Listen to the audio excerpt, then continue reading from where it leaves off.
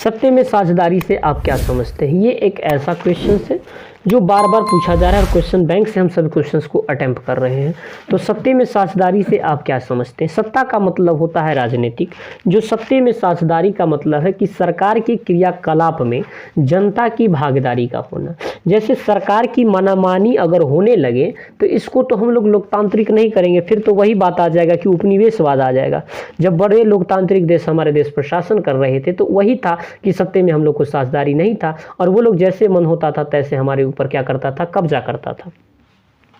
तो सत्य में साझेदारी का अर्थ है सरकारी क्रियाकलापों में जनता की भागीदारी तथा सरकार के निर्णय और निर्माणों में भाग लेना।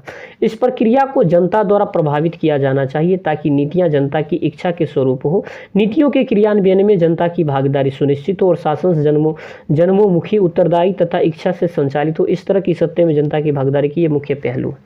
सत्य में साझेदारी का मतलब होता है कि भारत एक लोकतांत्रिक देश है और यहाँ सत्य में साझेदारी होना बिल्कुल जरूरी है, क्योंकि कोई भी लोकतांत्रिक देश में सरकार पर नियंत्रण जनता के द्वारा होती है। जनता जो होती है वो सर्वोपरि होता है सत्य में साझेदारी।